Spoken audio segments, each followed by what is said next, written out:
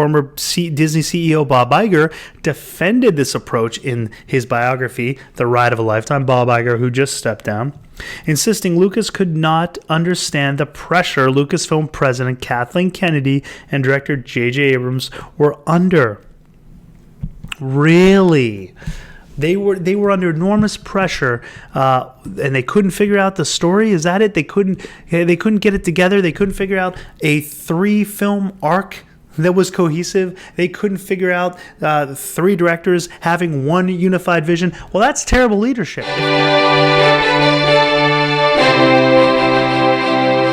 Hi guys, Final Death Star here. I've got a little bit of a cold, so I wanted to make a video anyway, but please excuse me if my voice is a little weak, or if I cough. I'll try to control my cough as much as I can. But it's a pretty good article, so I just want to do a video on it here. This is coming from Screen Rant, and now we've got this whole High Republic thing, right? The Project Luminous that Lucasfilm has unveiled to us yesterday. It's going to take place in the High Republic, which is a time period 200 years before the events of the Phantom Menace and the prequel trilogy.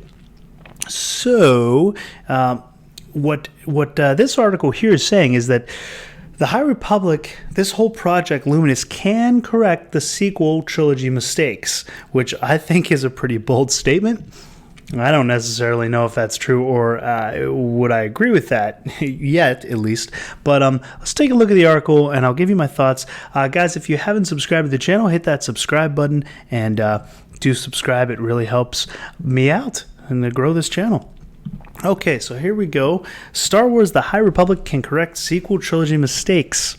The High Republic era is the future of Star Wars franchise, and it looks set to learn from Disney and Lucasfilm's sequel trilogy mistakes. Lucasfilm Publishing has announced their new Star Wars initiative, Project Luminous, centered on the High Republic era. It can correct the mistakes of the sequel trilogy. I don't know. When Disney purchased Lucasfilm back in 2012, they wasted little time in announcing both a new sequel trilogy and an anthology series of films. 8 years later, that strategy seems to have largely failed. The sequels have turned out to be a disappointment, ending not with a bang but with a whimper in J.J. Abrams' Star Wars: The Rise of Skywalker, and the anthologies are on hold after the box office failure of Solo. Isn't it interesting and refreshing to see all these publications talking about how Disney screwed up with the sequel trilogy? Because for years now, we've been told we were wrong. We were sexist, we were bigoted, we were racist for not liking these movies, when all we said was they're not well done. That's all we said. And now all of a sudden, everyone's starting to agree. Oh, maybe they weren't that good. Yeah, we've been saying that for years, and the majority of news outlets were calling us names for what they now agree with the two, that we were right. So very interesting, huh? As has often been the case through the history of Star Wars, the solution appears to lie with publishing. Lucasfilm assembled a group of the most well-respected contemporary Star Wars writers: Claudia Gray, Cavan Scott, Daniel Jose Alder, Justina Ireland, and Charles Soule, and allowed them the space to craft their own story.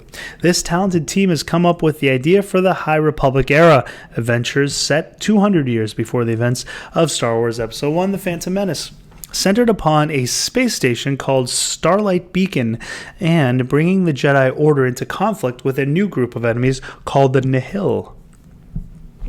Lucasfilm Publishing has long been critical to the success of Star Wars.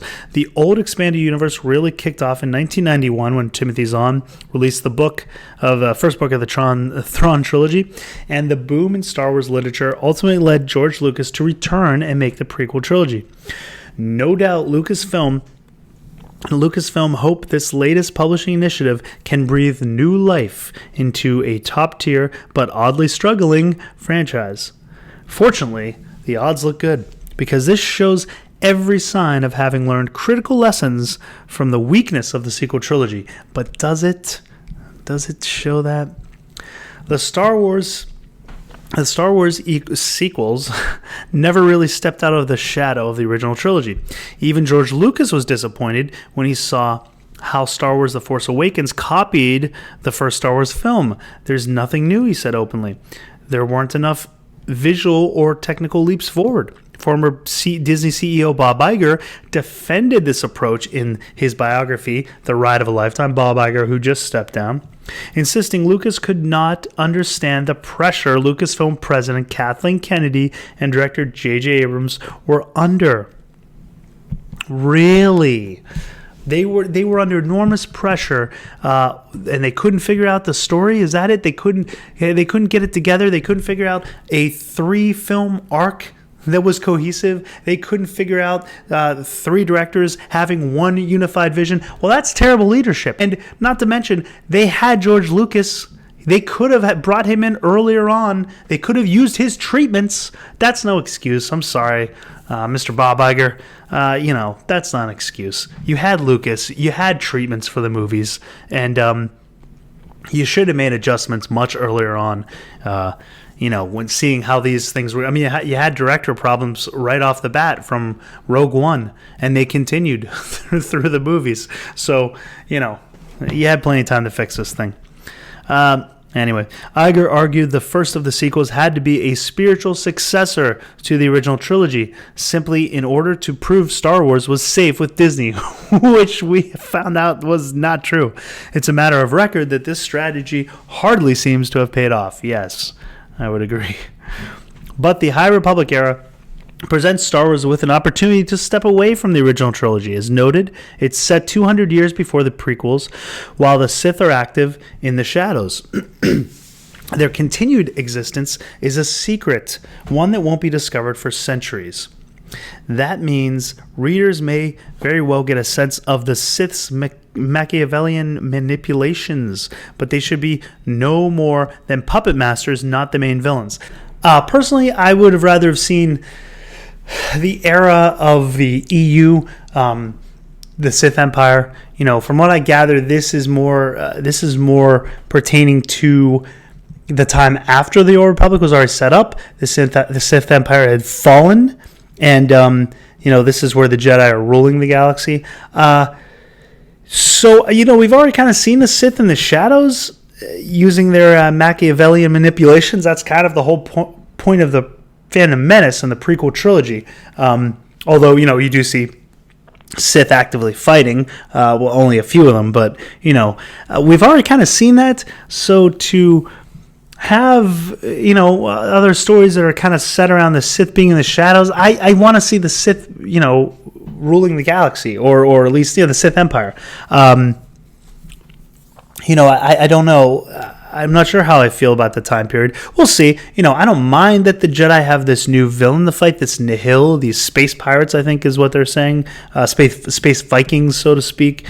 I think it's an interesting idea, but I kind of wanted to see, I'm getting the feeling that we're not going to get a lot of Sith and Jedi lightsaber battles, which I don't know, if that's a good idea. We have seen this board that they came up with, their idea board. I did a video on that yesterday, where they basically are nixing any kind of war. They're saying Star Wars, not war, not pro-war. So, are they really learning from Disney's mistakes of the sequel trilogy? Diversity was a big thing on their board. Again, if that's the purpose, if that's what's driving your story, it's.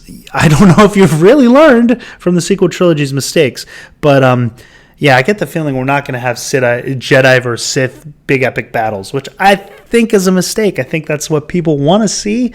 The EU's Old Republic is very popular for a reason.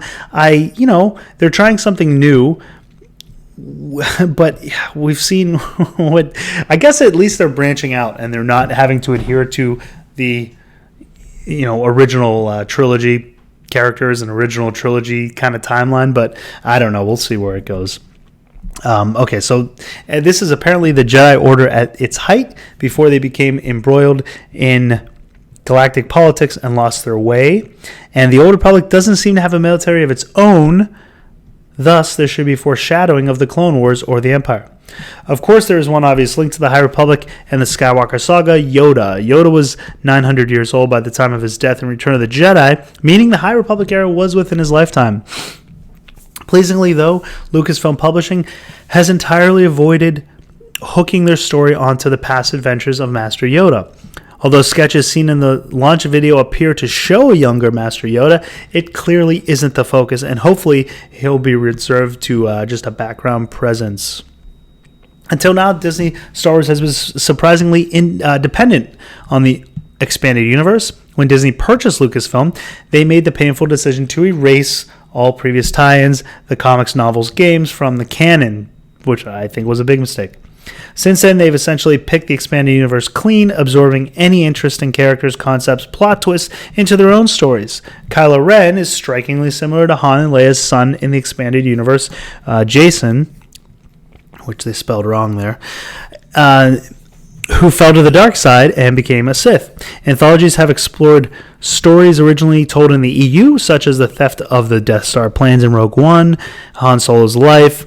Grand Admiral Thrawn, a classic figure from the Legends, has become a central figure in Lucasfilm Publishing and played a role in Star Wars Rebels.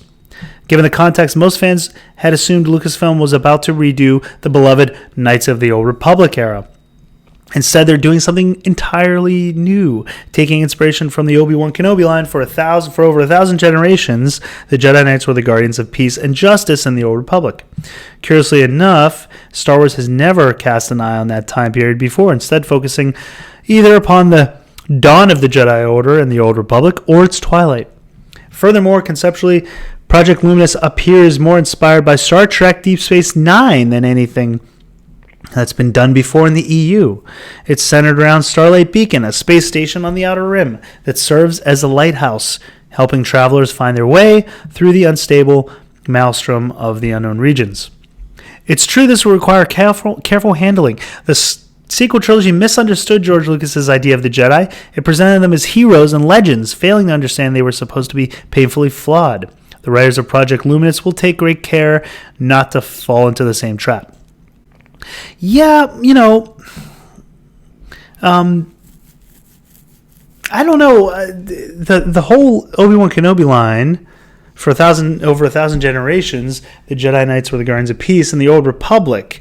If this is taking place 200 years, so what is a generation? It's not over 1,000 years, 1,000 generations, which is 40 to 70 years, I guess, give or take. You had the Sith Empire, which was 2,000 some years to 1,000 years, I think, before the Battle of Yavin. And so that was not a time where the Jedi were necessarily, I think they were guardians of peace, but they were also, there was a war going on in the galaxy where the Sith Empire was ruling.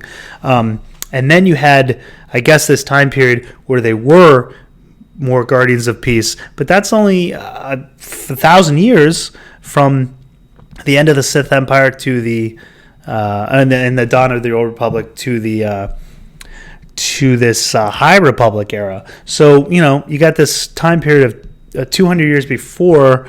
So I don't know, over 1,000 generations. That seems to be a much longer time period than what we're given here with this 200 year before range, but. I'm not sure. Again, they could be rewriting the EU at some point. Maybe they will deal with the Old Republic before, the Sith Empire. I don't know. I don't know if any of that's... obviously, they threw out the EU, so I don't know where the time periods, if anything's canon anymore. I don't know. If you guys know, let me know. Have they released a timeline, an official canon timeline, a current canon timeline that gives you the Old Republic and Sith Empire time period compared to where we are now? Let me know in the comments if there are. Anyway, I'll link this article. That's basically about it. But yeah, it was just, interesting. I don't know if this is going to save or save this Star Wars or make the... correct the sequel trilogy mistakes. I mean, you can't correct them. What's done is done. All you can do is not make the same mistakes again if you've learned. But again, we saw that board where they, seems like some of their ideas are, it's still kind of pushing agenda politics.